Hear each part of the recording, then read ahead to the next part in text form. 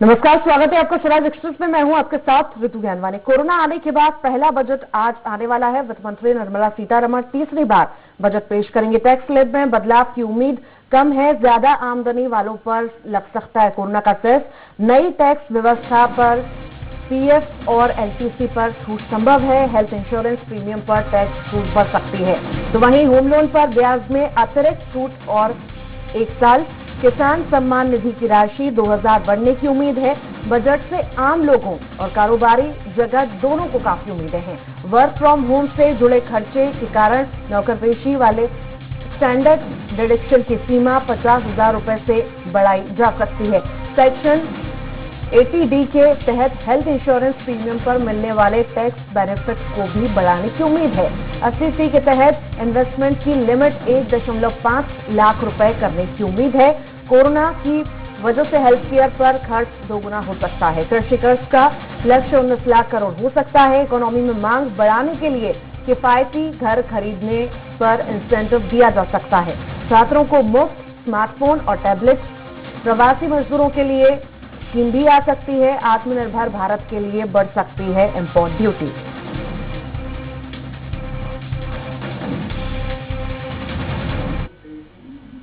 संसद के बजट सत्र का पहला सेशन 29 जनवरी से शुरू हो चुका है, जो 15 फरवरी तक चलेगा। आज वित्त मंत्री निर्मला सीतारमण 2021-22 के लिए देश का आम बजट पेश करेंगे। बजट सत्र के पहले दिन देश का इकोनॉमिक सर्वे 2020-21 संसद में पेश किया गया था।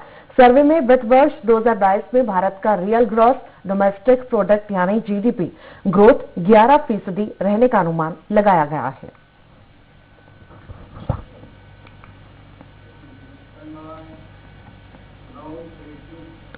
संसद का बजट सत्र 8 अप्रैल तक चलेगा। इसका पहला चरण 15 फरवरी तक है, जबकि दूसरा दौर 8 मार्च से 8 अप्रैल तक चलेगा। लेकिन सबको इंतजार है आज का, क्योंकि आज वित्त मंत्री निर्मला सीतारमण लोकसभा में बजट पेश करेंगी, जिससे जनता को काफी उम्मीदें हैं। बजट सत्र की शुरुआत हो गई है और अब इंतजार 1 फरवरी का है, जब वित्त मंत्री निर्मला सीतारमण नए दशक का पहला आम बजट पेश करेंगी। ये बजट 2021-22 कोरोना काल में पेश हो रहा है। ऐसे में जनता को उम्मीद है कि मोदी सरकार कई बड़े ऐलान कर सकती है। मोदी सरकार कई बड़े ऐलान कर उन्हें राहत दे सकती है, लेकिन वो कौन सी बड़ी घोषणाएं होंगी जिससे बजट को बदलाव वाला माना जाएगा, ये कहना फिलहाल मुश्किल है। बता दें कि बजट सत्र की शुरुआत राष्ट्रपति रामनाथ कोविंद के अभिभाषण से हुई, जिसमें उन्होंने सरकार की उपलब्धियां गिनाई। मां मुहिम ने यह भी कहा कि चुनौती कितनी भी बड़ी हो, भारत न रुका है और न ही रुकेगा। आज संसद के आप सभी सदस्य हर भारतवासी के इस संदेश और इस विश्वास के साथ यहां उपस्थित हैं कि चुनौती कितनी ही बड़ी क्यों न हो, न हम रुकेंगे और न भारत रुकेगा। राष्ट्रपति के अभिभाषण के बाद वित्त मंत्री निर्मला सीतारमण ने लोकसभा में विपक्ष के हंगामे के बीच आर्थिक सर्वेक्षण पेश किया। इसमें चालू वित्तीय वर्ष 2020-21 के दौरान आर्थिक विकास दर -7.7% रहने की संभावना है, जबकि 2021-22 के दौरान आर्थिक विकास दर 11% रहने का अनुमान है। अगले वर्ष के लिए नॉमिनल जीडीपी का अनुमान 15.4% रखा गया है। सर्वेक्षण में यह भी कहा गया है कि कोरोना वायरस ने मार्च 2020 से देश में आर्थिक गतिविधियों को बुरी तरह से प्रभावित किया। लाखों लोगों की नौकरियां चली गई। कृषि क्षेत्र से सबसे ज्यादा उम्मीदें हैं, जबकि संपर्क आधारित सेवाएं, विनिर्माण और निर्माण क्षेत्र को कोविड-19 महामारी की सबसे ज्यादा मार झेलनी पड़ी है। इधर प्रधानमंत्री नरेंद्र मोदी ने कहा कि भारत के उज्जवल भविष्य के लिए ये दशक बहुत महत्वपूर्ण है। सपनों को पूरा करने के लिए राष्ट्र के सामने एक सुनहरा अवसर है। पीएम मोदी ने आगे कहा कि 2020 में 4-5 मिनी बजट दिए गए। ये बजट भी उसी कतार में होगा। 2020 एक प्रकार से लगातार मिनी बजट का सिलसिला चलता रहा और इसलिए ये बजट भी उन 4-5 बजट की श्रृंखला में ही देखा जाएगा, ये मुझे पूरा विश्वास है। पीएम मोदी ने संकेत दिए हैं कि इस बार का आम बजट मिनी पैकेजों की तरह होगा, यानी कि भारत के इतिहास में पहली बार वित्तीय मंत्री अलग अलग पैकेज के रूप में 4 या 5 मिनी बजट पेश कर सकती हैं। खैर, अब देखना होगा जब 1 फरवरी को वित्त मंत्री निर्मला सीतारमण बजट पेश करेंगी तो ये किसान से लेकर व्यापारी वर्ग, गरीब और आम आदमी की उम्मीदों पर कितना खरा उतरता है और कोरोना वायरस की वजह से रुकी देश के विकास की रफ्तार को फिर गति देने के लिए क्या बड़े ऐलान होते हैं। इसके अलावा महंगाई की मार से जनता को उबारने के लिए भी इस बजट में मोदी सरकार कोई मैजिक करेगी, ये देखना भी अहम होगा। Bureau report, Swaraj express. आम लोगों की आमदनी पर कोरोना काल में खूब मार पड़ी है। वहीं पेट्रोल डीजल की लगातार बढ़ती कीमतों की वजह से देश में महंगाई का ग्राफ लगातार बढ़ा है। नतीजन घर का बजट चलाना मुश्किल हो गया है। इसीलिए अब आम बजट से पहले देश के लोगों के वित्त मंत्री से बड़ी उम्मीदें हैं। खैर, अब आम लोग क्या कहते हैं, उनकी उम्मीदें क्या है, ये जानने की भी हमने कोशिश की। तो चलिए बजट 2021-22 को लेकर जनता के मन की बात सुन लेते हैं। सर, लोगों को सेवाएं मिलनी चाहिए, फैसिलिटीज मिलनी चाहिए। एक तो अनएम्प्लॉयमेंट जो है वो खत्म होना चाहिए और मतलब लोगों को जॉब्स मिलनी चाहिए, लोगों को बेनिफिट्स मिलने चाहिए, उनके टैक्सेस बचने चाहिए। जो आज इतनी महंगाई चल रही है उस पर होना चाहिए, बेरोजगारियां जो है उस पर फोकस होना चाहिए। बजट कुछ गरीबों का हक में भी होना चाहिए, ऐसा नहीं कि सिर्फ अमीरों के लिए होना चाहिए। हम लोग मजदूर आदमी हैं, हमारे बारे में भी सरकार को सोचना चाहिए। जैसे कि तेल है, पेट्रोल है, डेली यूज की चीजें हैं, उसमें हम लोग अगर चाहें कि थोड़ा सा अगर हम अपना बैलेंस बनाएं तो कम से कम थोड़ा तो उस पे कम होना चाहिए कि हमारे जो मध्यम वर्गीय परिवार है उसके हिसाब से बजट में ज्यादा से ज्यादा इन चीजों पर ही ध्यान दिया जाए। पेट्रोल, घर की समस्याएं जो है, मूलतः किराना और सब्जियां और हर चीज है जिसमें बढ़ते जा रहे हैं दाम। तो गरीब की जो आम रोजाना की जो चीजें हैं, साग भाजी, तेल, नमक, मिर्ची, शक्कर, सब महंगा हो जाता है। तो गरीब आदमी बेचारा परेशान है। तो सरकार को चाहिए कि थोड़ा गरीब के हित में थोड़ा बजट पेश करे। नहीं, बजट तो कोरोना को देखते हुए ठीक ही रहेगा। कोरोना काल में जो है सभी को जो है बजट का तो प्रभाव पड़ेगा थोड़ा बहुत, है ना। बाकी केंद्र सरकार की नीतियां तो अच्छी आ रही हैं। अभी मैं 31 साल से काम कर रहा हूं, लेकिन मेरी जिंदगी में पहली बार इतना पेट्रोल रेट बढ़ा है डीजल का, जो आज तक नहीं बढ़ा। इसका इस तरीके से बढ़ाया जा रहा है कि आदमी को अगर जहर मीट जिस तरीके से मीठा जहर दिया जाता है कि आदमी मर भी जाए और किसी पे इल्जाम नहीं आए, इस तरह के पेट्रोल डीजल का रेट बढ़ाया जा रहा है। हमारी यही सोच है कि साहब रेट कम होने चाहिए, पेट्रोल के और डीजल के दामों में कमी आनी चाहिए। ट्रांसपोर्टेशन कम होगा तो इधर रेट कम होंगे। अब व्यापारी तो साहब वैसे ही सब तरफ से परेशान है, पेमेंट रुक रही है और धंधे भी बहुत कम है। सरकार के है जीएसटी वगैरह देना पड़ता ही है। अभी अपन तो पेट्रोल के बढ़े ही जा रहे हैं, जनता भी बहुत परेशान है ना। तो ऐसा अगर बजट सही बनाए कि कुछ जनता को, हम व्यापारी तो क्या है, हम उससे ही बने जनता के द्वारा। जनता अगर हमारा सपोर्ट करेगी तो हमें भी कुछ होगा। इस बार कर्मचारियों को उम्मीद है कि सरकार कोरोना काल जैसे आर्थिक संकट को देखते हुए, जिसमें कर्मचारियों और वेतनभोगियों की कमर टूट चुकी है, तो निश्चित रूप से कुछ न कुछ अच्छी चीज लेकर के आए, ऐसे कर्मचारियों को जो है आशा है। मैं ये चाहता हूँ सर, जैसे महंगाई बढ़ती है, घर के बजट बिगड़ते जा रहे हैं, पेट्रोल में कुछ तो राहत दे सरकार। मैं बजट में एक मूलभूत सुविधा चाहता हूँ, जो इनकम टैक्स का स्लैब है ना उसको बढ़ाया जाए और जो 1.5 लाख की सब छूट है ना उसको 2.5-3 लाख तक सरकार करे तो इनकम टैक्स हम कर्मचारियों के लिए फेवर का है। भाई गल्ला का भाव भी बढ़ना चाहिए, खाद कायदे में सब्सिडी मिलना चाहिए, है ना। और कुछ हमारा मतलब जो भी मेहनत है उसका मतलब उचित दाम मिलना चाहिए, सब्जी भाजी का भी मिलना चाहिए।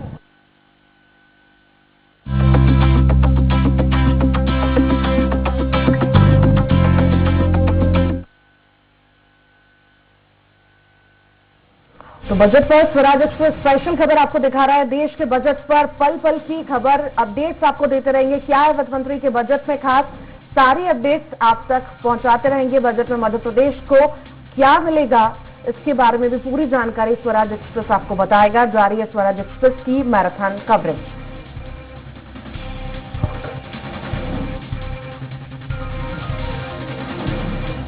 तो लगातार आप बने रहिए स्वराज एक्सप्रेस के साथ, पल पल की अपडेट आपको देते रहेंगे स्वराज एक्सप्रेस पर। क्या है वित्त मंत्री के बजट में खास, मध्य प्रदेश के लिए क्या खास रह सकता है, सब की जानकारी आपको दी जाएगी।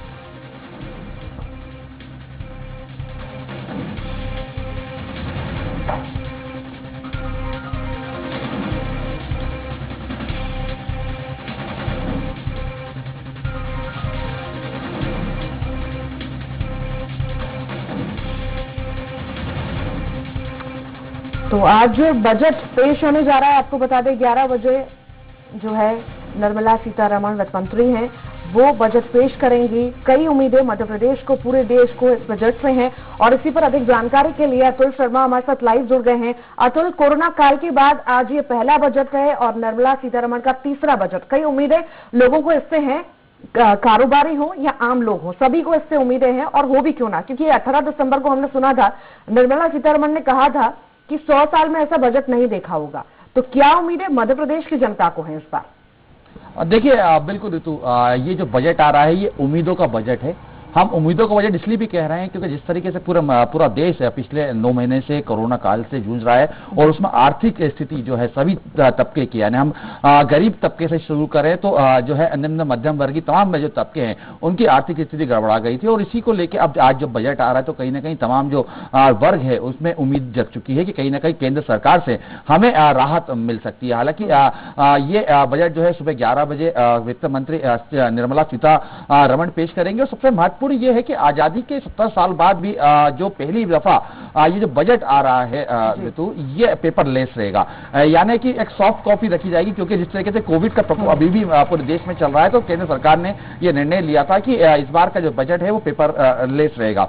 हालांकि देखिए इसमें सबसे महत्वपूर्ण है कि अलग अलग तबकों के हिसाब से अलग अलग बजट में क्या खासियत रहेगी ये तो खैर 11 बजे के बाद हमें मालूम पड़ेगा, लेकिन जो एक आकलन लगाया जा रहा है उसमें कहीं ना कहीं अगर हम युवाओं की बात यानी छात्रों की बात से शुरुआत करें हम तो छात्रों के लिए कहीं ना कहीं ये कयास लगाया जा रहा है कि लैपटॉप और स्मार्टफोन जो है बजट के अंदर फ्री देने का प्रावधान रखा जाएगा। वहीं सबसे बड़ा तबका जो इस समय पूरे देश के अंदर एक चर्चा का विषय बना हुआ है किसान। जिस तरीके से लगातार आप देख रहे हैं कि किसान लंबे समय से लगभग 57-58 दिनों से धरना प्रदर्शन कर रहा है अपनी मांगों को लेकर, तो ये माना जा रहा है कि इस बजट के अंदर एक बड़ी राहत जो है किसानों को दी जा सकती है। जिस तरीके से प्रधानमंत्री किसान सम्मान निधि जो इस समय 6,000 रुपए दी जा रही है सालाना, उसमें 2,000 रुपए का इजाफा हो सकता है, यानी उसको 8,000 रुपए के लगभग किया जा सकता है। हालांकि ये सब कयास लगाए जा रहे हैं, लेकिन ये उम्मीद जरूर लगाई जा रही है कि जिस तरीके आंदोलन और किसानों को एक विरोध जो बढ़ता जा रहा है, इस विरोध को कम करने के लिए और किसानों को अपनी तरफ रिझाने के लिए कम से कम जो है बजट के अंदर जरूर सेंटर की तरफ से प्रावधान रहेगा। वहीं अगर हम देखिए कोरोना काल की वजह से हेल्थ इश्यूज बहुत लोगों को आए, हेल्थ को लेकर के क्या बजट हो सकता है, क्या कुछ प्रावधान नहीं हो सकते, क्योंकि हेल्थ केयर पर खर्चा दोगुना हो सकता है। बजट बढ़ा है तो लोगों का खर्च भी बचेगा कहीं ना कहीं, तो इसको लेके क्या नई चीजें आ सकती हैं?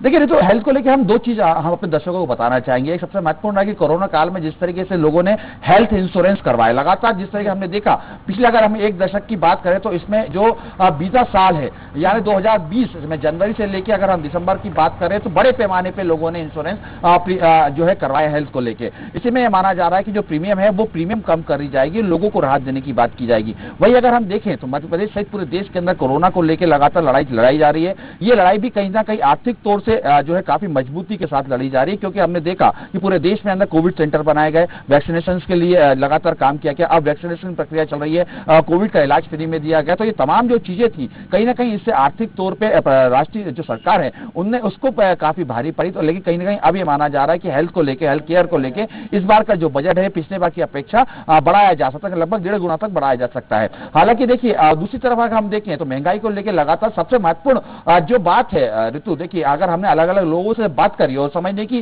कोशिश करी तो सबसे महत्वपूर्ण ये विषय सबने निकल के आया कम से कम मध्यम वर्गीय परिवार की तरफ से कि देखिए जिस तरीके से लगातार पेट्रोल और डीजल के दाम बढ़ रहे हैं और डीजल के दाम जब बढ़ते हैं तो लगातार पूरी तरीके से एक पूरे परिवार के ऊपर, परिवार के किचन के ऊपर ये पूरी तरीके से जो है बढ़ोतरी एक उछाल सा आता है। उसी में हम देख रहे हैं कि डीजल और पेट्रोल के दाम लगातार बढ़ने के बाद से आर्थिक जो मंदी से जूझ रहे हैं लोग, उनमें कहीं ना कहीं दोहरी मार जो अब इस तरीके से पड़ती हुई दिखाई दे रही है, जिससे कहीं ना कहीं किचन का जो बजट रहता है वो बिगड़ता हुआ दिखाई दे रहा है। तो गृहिणी के साथ साथ मध्यम वर्गीय परिवार का लोगों की यह मंशा है कि कहीं ना कहीं इसमें भी सरकार की तरफ से राहत जरूर मिल पाएगी। लेकिन देखिए सबसे महत्वपूर्ण ये भी है ऋतु की जिस तरीके से हमने पिछले 9 महीने की 10 महीने की हम बात करें तो पूरी आर्थिक जो है गतिविधियां रुकी हुई थी, लगभग जून जुलाई तक हमारे यहाँ लॉकडाउन का हमने सामना किया था। तो ऐसे में आर्थिक गतिविधियां जब रुकी हैं तो प्रदेश राष्ट्रीय सरकार की कोष पे भी इसका कहीं ना कहीं बहुत बड़ा प्रभाव पड़ा। तो ऐसे में अब जब जीडीपी को संभालने में और 2022 को सवाल ये भी है कि जिस तरह से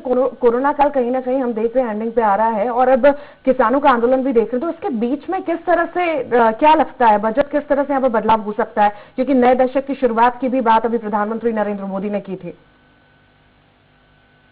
वित्त मंत्री ने कहा कि ये बजट 100 साल में आपने ऐसा बजट नहीं देखा होगा, क्योंकि ये इसलिए भी कहा जा रहा है तो क्योंकि कोविड के दौर में हमने देखा कि ये एक नया अनुभव था पूरे देश के सामने कोविड को लेकर, और ऐसे में जब आर्थिक गतिविधियां पूरी तरीके से जाम की गई, पूरे देश को जब लॉक कर दिया गया, उसके बाद आर्थिक गतिविधियां जब रुकी तब उसके बाद कहीं ना कहीं भार आम जनता के ऊपर पड़ा, मध्यम वर्गीय, निम्न वर्गीय और गरीब तबके के ऊपर सबसे महत्वपूर्ण प्रभाव हमने पड़ते हुए देखा भी है। तो ऐसे में सरकार की ये मंशा भी है और सरकार की दिशा निर्देश भी है प्रधानमंत्री का कि कहीं ना कहीं आम जनता को इससे राहत जरूर मिले, लेकिन किस तरीके से इसको बजट मिल सकती है ये बड़े वाकई देखने वाली बात होगी, क्योंकि सरकार के सामने भी एक ये स्थिति बनी हुई है कि कैसे आर्थिक मंदी से जब पूरा देश जब जूझ रहा है और सरकारी बजट पूरी तरीके से हम कह सकते हैं कि सरकारी बजट सरकारी कोष है वो पूरी तरीके से जब खाली हो चुका है, तो सरकार के सामने दूसरी योजनाओं को चलाने के लिए भी बजट की जरूरत पड़ेगी। तो ऐसे में यह भी कयास लगाया जा रहा है कि जो एक आमदनी के ऊपर यानी कि जो जिनकी सोर्स ऑफ इनकम बहुत ज्यादा है उनके ऊपर कोविड सेस लगाया जा सकता है, यानी उनके ऊपर टैक्स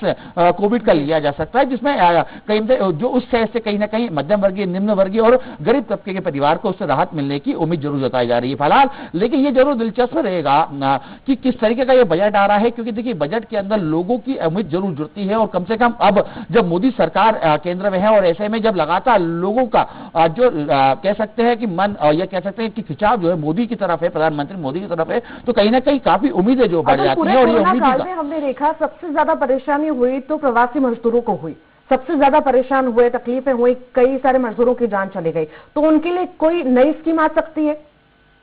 बिल्कुल, जिस तरीके से प्रवासी मजदूरों की अगर हम बात करें तो कोविड के दौरान हमने देखा कि प्रवासी मजदूर अपने अपने गृह क्षेत्र लौटे। अब ऐसे में उनका पुनर्वास करना और स्थानीय स्तर पर उनको रोजगार के अवसर प्रदान करना, उनके बच्चों की पढ़ाई और शिक्षा को लेकर व्यवस्था करना, ये तमाम चुनौतियां जो है प्रदेश सरकार के सामने भी है और केंद्र सरकार के सामने भी है। तो ऐसे में ये माना जा रहा है कि केंद्र सरकार का जो बजट आ रहा है इसमें पुनर्वास को लेकर यानी स्थानीय स्तर पर जो प्रवासी मजदूर लौटे हैं उनको कैसे उनके पैरों पर खड़ा किया जाए, उनको कैसे रोजगार के अवसर प्रदान किए जाए, इन तमाम चीजों को लेकर योजना बनाने की जरूर बात की जा रही थी। और ये हो सकता है कि जो बजट 21-22 का आ रहा है उसमें कहीं ना कहीं उसके अंदर उसकी झलक भी देखने को मिले बहरहाल। लेकिन ये तमाम दबके हैं जो तो इन सबके लिए राहत की जरूर बात जरूर हम देख सकते हैं कि आने वाले यानी कुछ घंटों बाद यानी 11 बजे जब वित्त मंत्री अपना बजट पढ़ना शुरू करेंगी तो कहीं ना कहीं लोगों की निगाह इस समय केंद्र पे रहेगी, लोकसभा पे रहेगी कि कितना इनको जो है राहत मिल पाती है। इसलिए लगातार हम कह भी रहे हैं कि राहत का बजट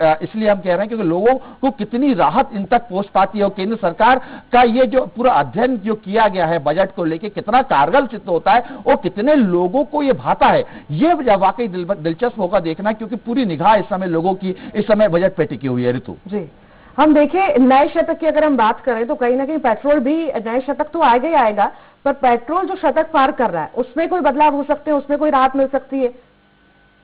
पेट्रोल को लेकर अगर हम बात करें ऋतु तो सिर्फ मध्य प्रदेश ही नहीं पूरा देश इस समय लगातार पेट्रोल की जो बढ़ती कीमत है उससे कहीं ना कहीं तकलीफ में चल रहा है, उससे पीड़ा में चल रहा है। तो हम देखें मध्य प्रदेश की अगर हम बात करें तो मध्य प्रदेश के अनूपपुर जिले में ये पेट्रोल के जो दाम है लगभग 100 रुपए पहुंच चुके हैं। तो ऐसे में जो महंगाई की बात की जा रही है और मध्यम वर्गीय परिवार को जिस तरीके से राहत देने की बात की जाए तो मान के चल सकते हैं कि जिस तरीके से जो टैक्स लिया जा रहा है उस टैक्स के अंदर कुछ कमी जरूर केंद्र सरकार की तरफ से की जाए और राज्य सरकार को भी ये निर्देशित किया जाए कि जो टैक्स राज्य सरकार की तरफ से लिया जाता है उसमें भी कुछ कमी की जाए। हालांकि ये सब एक कयास है और कयास के माध्यम से हम तमाम चीजें बता भी रहे हैं, लेकिन कहीं ना कहीं अगर सरकार अगर वाकई बजट को लेके और बजट की जिस तरीके से कहा जा रहा है कि ये 100 साल में ऐसा बजट आपने नहीं देखा होगा, तो कहीं ना कहीं आम जनता के लिए पेट्रोल और डीजल के टैक्स में सेस में कमी करने के बाद कहीं ना कहीं राहत देगी और ये मान के भी चला जा रहा है। हालांकि देखिए लोगों की अपेक्षा भी यही है कि जिस तरीके से पूरी तरीके से आर्थिक स्थिति से लोग टूट चुके हैं और पिछले अगर हम 10 महीने के कार्यकाल देखें तो लाखों लोग करोड़ों लोगों की पूरे देश के अंदर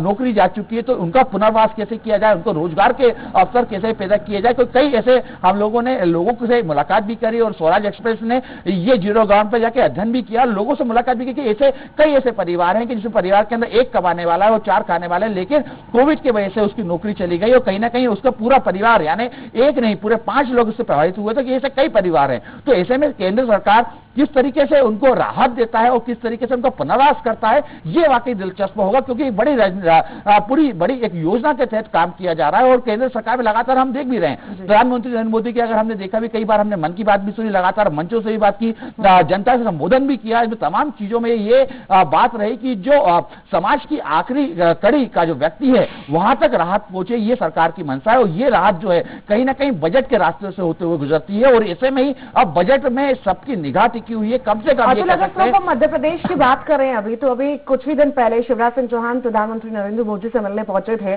और बजट को लेकर भी बात हुई थी। सैनिकों को कितने सैनिक स्कूल हो सकते हैं, एम्स को लेकर बात हुई थी, तो अस्पतालों को लेकर बात हुई थी। तो क्या लगता है मध्य प्रदेश के पिटारे में क्या आ सकता है, कुछ खास रह सकता है इस बार? देखिए, बिल्कुल ये सभी की उम्मीद है और सभी लोग की ये मंशा भी है केंद्र सरकार से कि मध्य प्रदेश के अंदर वाकई जो बजट में कहीं ना कहीं प्रावधान किया जाए। हालांकि ये प्रावधान अलग अलग तरीके से रहेगा। जिस तरीके से हमने कहा भी कि मुख्यमंत्री शिवराज सिंह चौहान की ये मंशा है कि जिस तरीके से मध्य प्रदेश के अंदर एम्स की संख्या बढ़ी जाए, तो उसको लेकर भी हो सकता है कि बजट के अंदर प्रावधान किया जा सके। सैनिक स्कूल को लेकर भी बात लगातार चल रही है, सैनिक स्कूल के अंदर भी जो है मध्य प्रदेश के अंदर खोलने की बात की जा रही है, उसको लेकर प्रावधान हो सके। कृषि क्षेत्र के अंदर लगातार मुख्यमंत्री शिवराज सिंह चौहान काम भी कर रहे हैं, उसके अंदर एक अलग से मध्य प्रदेश को कुछ बजट मिल सके। ये तमाम ये अलग अलग बिंदु हैं ऋतु, जिसके ऊपर हम सबकी ये दिलचस्पी भी है और हम सबका इंतजार भी है कि मध्य प्रदेश को एक अच्छा बजट जो है केंद्र सरकार से देखने को मिले। और कहीं ना कहीं जो उम्मीद जताई जा रही है मध्य प्रदेश के अंदर कि मध्य प्रदेश के पिटारे में कुछ बड़ा आने वाला है, तो यही कयास है और यही उम्मीद है कि अब से कुछ घंटे बाद ये स्थिति स्पष्ट होगी कि आखिर मध्य प्रदेश के हिस्से में बजट से क्या निकला। जी चलिए, बहुत शुक्रिया अतुल जानकारी को साझा करने के लिए।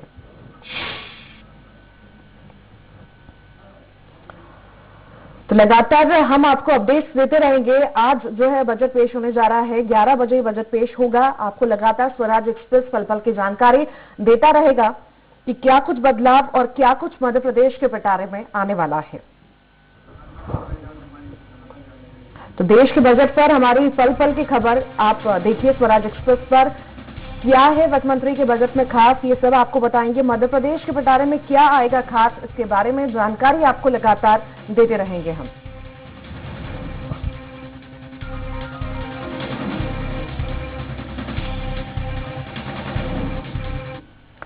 तो फिलहाल के लिए शुक्रिया। कवरेज लगातार जारी है, बने रहिए स्वराज एक्सप्रेस के साथ।